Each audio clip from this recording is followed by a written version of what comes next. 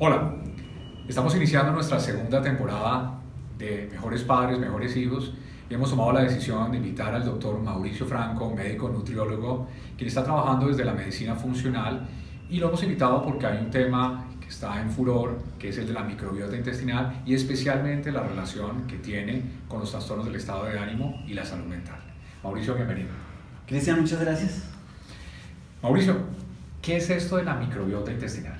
Bueno, yo creo que desde la parte nutricional y desde la medicina funcional estamos empezando a trazar nuevas fronteras y empezar a entender desde el metabolismo, el origen de toda causa, como causa de todos nuestros trastornos, y la biota es una frontera nueva que se le está abriendo a la medicina, encontrando toda esta población que tenemos a nivel gastrointestinal fundamentalmente, donde encontramos parásitos, hongos, virus, bacterias, protozoarios, las formas más primarias de gérmenes hasta las más avanzadas, en una biota que se regula solita dentro de nuestro intestino y que dejó de ser un invitado pasivo dentro del ejercicio, y hemos ido entendiendo la función que tienen tanto en el sistema inmunológico, en el sistema regulatorio metabólico, en el sistema endocrino y hoy por hoy en el sistema neuroendocrino, con unos efectos súper importantes y unos aportes increíbles para el desarrollo de perspectivas nuevas para algunos pacientes, especialmente a nivel neurológico. ¿Qué es eso de disbiosis intestinal? Bueno, a nivel intestinal tenemos casi 100 billones de microorganismos que conviven pacíficamente en un estado biótico de equilibrio, y cuando por efectos externos, con todos los efectos que nosotros desde nuestros hábitos, desde el entorno, desde nuestra alimentación logramos modificar, afectamos ese equilibrio perfecto que tiene, y al afectar ese equilibrio perfecto que tiene, lo que estamos haciendo es generando más patología, porque le quitamos ese efecto regulatorio que tiene, y ese desequilibrio es lo que normalmente conocemos como disbiosis. Muchos padres que leen acerca de la microbiota intestinal se acercan a los consultorios preguntando primero si la alimentación tradicional favorece una buena microbiota intestinal. ¿Qué tipo de alimentación debemos tener para que esa microbiota sea adecuada y nos proteja de no desarrollar trastornos que pongan en riesgo nuestra salud mental? Cristian, definitivamente la alimentación es fundamental, porque de hecho el ejercicio de ese balance que tiene la biota no solamente tiene un origen claro de su propio equilibrio biológico, sino que lo que comamos y con lo que lo alimentemos tiene un efecto directo, ya que el efecto gastrointestinal de manera directa sobre la flora tiene efectos. Y vale la pena dejar claro que si bien la alimentación es súper importante, también el entorno y los hábitos también nos están llevando a tener debemos tenerlos en cuenta para poder tener un equilibrio perfecto de la biota. Pero siendo muy puntual con tu pregunta, claro que sí. El efecto negativo de los carbohidratos simples sobre la biota es muy fuerte. ¿Y qué son carbohidratos simples? Azúcares. Lo que no queremos que nuestros hijos coman más, porque sabemos todo el efecto inflamatorio, el efecto dañino que está generando sobre la salud de nuestros hijos y la salud futura de ellos mismos. Entonces, uno de los principales para hablar en los niños, ese es un elemento fundamental. Hay dos proteínas muy importantes que de alguna manera el organismo no es capaz de manejar adecuadamente, y la biota se siente resentida y se siente afectada en el proceso metabólico de la absorción de estas dos proteínas, y dos proteínas que consumimos en unas cantidades impresionantes. Una es la caseína, que la encontramos como proteína de la leche. Le hemos dado una carga muy fuerte a la lactosa, que es el azúcar de la leche, y realmente la lactosa no existe sino en la leche pura, en los derivados, y cada vez que procesamos un lácteo, procesamos la leche y lo transformamos en un derivado lácteo, se pierde la lactosa y se convierte en otros tipos de azúcares como galactosa, hace transformaciones. Pero el verdadero problema de esa asimilación, de esa capacidad de poder asimilar los lácteos, está más asociado a la proteína. Una proteína que está presente en la leche, tanto en la leche materna como en las leches derivadas de los animales de los cuales estamos consumiendo, pero nuestra leche materna más o menos tiene entre el 15 y el 20% de caseína, mientras que la leche de la vaca, por ejemplo, tiene casi un 60% de caseína. Eso hace que nosotros seamos intolerantes de alguna manera, y esa es la sintomatología que tenemos, pero lo que hace sobre nuestra biota es una disbiosis permanente. La siguiente proteína, que también la tenemos súper asociada, está en el gluten. Entonces, esa moda que hay de que si soy alérgico, que si soy resistente, que si tengo alergias al gluten, hombre, realmente lo que está pasando es que nuestro intestino y nuestra biota se está volviendo incapaz de poder asimilar y manipular la cantidad de gluten que le estamos poniendo. Entonces, sin entrar en paranoia, creo que hay dos elementos importantes. ¿Y dónde encontramos el gluten? Perdónenme que quiero que eso quede claro. El gluten lo encontramos en la harina de trigo, en la harina de centeno fundamentalmente. El resto de las harinas no tienen gluten. Por eso el arroz, la avena, las harinas de quinoa, las harinas de lenteja, el resto de harinas no contienen gluten. Entonces, básicamente nos tendríamos que concentrar en la harina de trigo. Y la harina de trigo entonces termina siendo la sumatoria de un carbohidratos muy simples más el efecto dañino que tiene sobre la biota y el equilibrio de la biota a través del gluten. Por eso es un efecto sumatorio, y cada vez tenemos que reevaluar un poco más la cantidad de harinas refinadas, especialmente de trigo, que le estamos dando a nuestros hijos. Últimamente hemos encontrado en los consultorios de pediatría que muchos niños comienzan a tener de manera precoz gastritis, colon irritable, reacciones alérgicas, dermatitis. ¿Esto está vinculado también con el tema de microbiota intestinal? Claro, Cristian. Es indudable que hoy por hoy cada vez empiezan los procesos de disbiosis y sus efectos dañinos mucho más temprano, porque la industrialización de la comida ha hecho que esa situación haya cambiado. Normalmente a los 40 años empezábamos a tener problemas gastrointestinales, empezábamos a tener intolerancia a ciertos alimentos, empezábamos a tener distensión abdominal, empezábamos a tener una cantidad de manifestaciones clínicas. Eso de que yo ya no puedo comer porque es que ya llegó la edad y entonces ya en la noche no puedo comer, esas son las primeras manifestaciones claras. Yo puedo poder comer en cualquier momento del día cuando como equilibradamente. ¿Qué es lo que pasa? Que obviamente hoy por hoy todo el efecto de la manipulación, de la industrialización de los alimentos, de generarle una cantidad de adiciones, conservantes, preservantes, sales para conservar, han hecho que la biota cambie. Entonces, por eso hoy encontramos en nuestros niños muchos más cambios que deberíamos o que veníamos viendo en la edad adulta.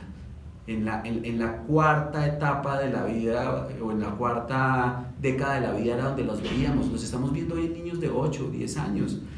La cantidad de alergias. ¿Cuáles son las manifestaciones clínicas de esa disbiosis? Cristian, tú las acabas de decir, algunas, pero tenemos problemas de estos niños que son riníticos, cada vez tenemos más. Sí, el ambiente es importantísimo, pero ese ambiente encuentra en un paciente disbiótico con una inflamación crónica permanente un escenario perfecto para su desarrollo. Son niños que de alguna manera tienen trastornos de crecimiento. Son niños que tienen trastornos de personalidad por los cambios que tienen. Estamos encontrando niños hoy con inflamaciones de toda la mucosa intestinal, niños con úlceras, niños con desbalances y cuadros diarreicos, niños con problemas de rash y de enfermedades en piel, todas, absolutamente todas asociadas a la disbiosis de la biota gastrointestinal. ¿Qué debería hacer una madre para favorecer una alimentación que haga que esa permeabilidad de esta microbiota no se afecte? Bueno, mira, yo creo que para cada persona, y creo que de alguna manera habrá que individualizar el caso, pero de manera general la fuente principal de disbiosis, tenemos que concentrarnos en la alimentación. La alimentación es la primera causa.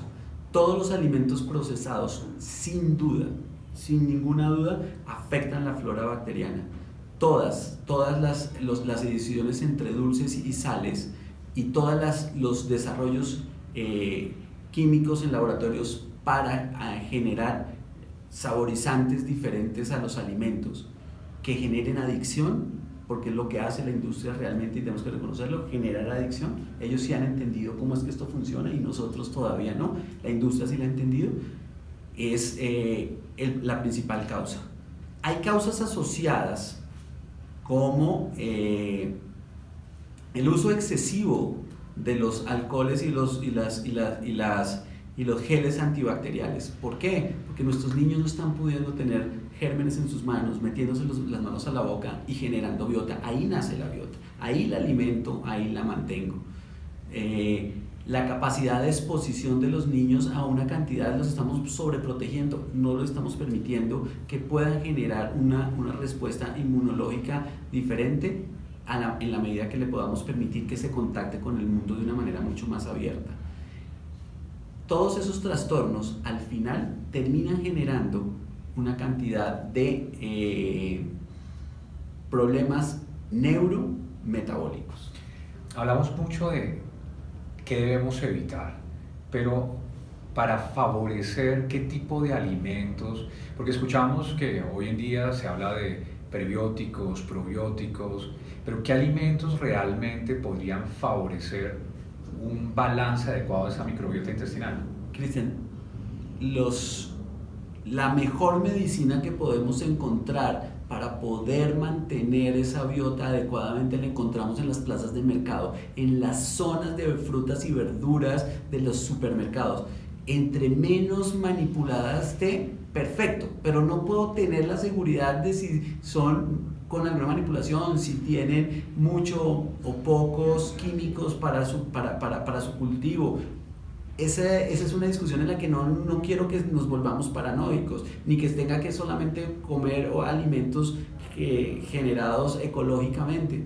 Hombre, por lo menos con que volvamos a los ojos menos a las góndolas de los empaquetados, de los enlatados, y las volvamos nuevamente a las frutas y las verduras, encontramos la primera y la más fácil de todas. No se necesitan grandes inversiones, se necesita cambiar el hábito, se necesita que volvamos a las plazas de mercado. Estaba en una campaña muy fuerte, Cristian, de volver a las plazas de mercado. Ahí está la causa, el principal elemento que nos va a permitir cambiar nuestros hábitos sin tantas cosas y sin tanto ruido que se hace en redes. Simple, volvamos a las plazas de mercado.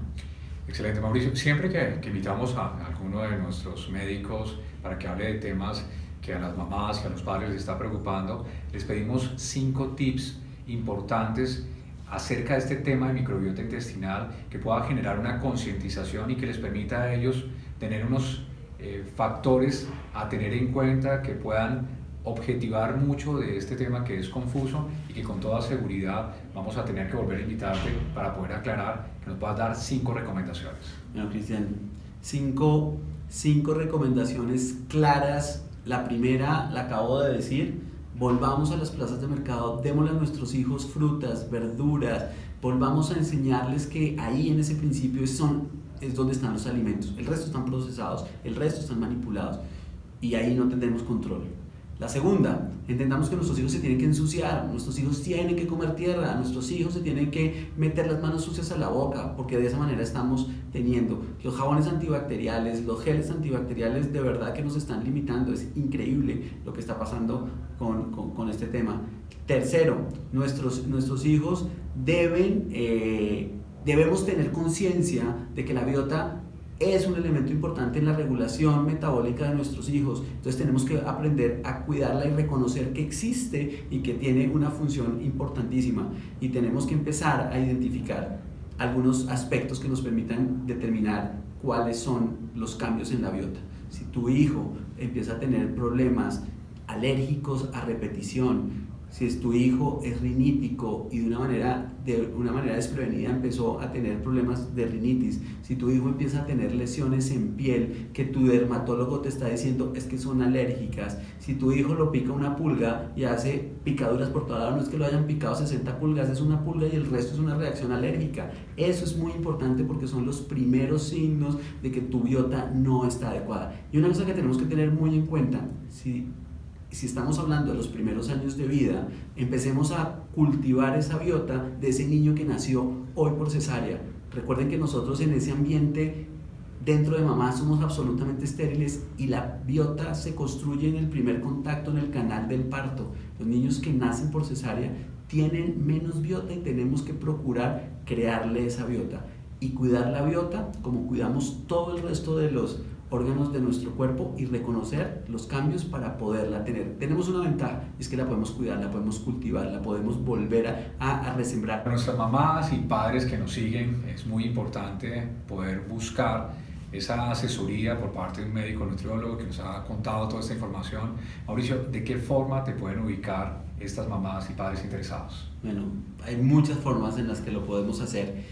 Una, en redes sociales, y me pueden seguir como DR de doctor, DR Mauricio Franco, en mi página que es nutriólogo@mauriciofranco.com.co, y teléfonos y direcciones que van a poder encontrar, donde de verdad que para mí sería un placer, porque lo que quiero es generar comunidad, una comunidad alrededor de poder hacer hábitos diferentes y más saludables para nuestros hijos. Excelente.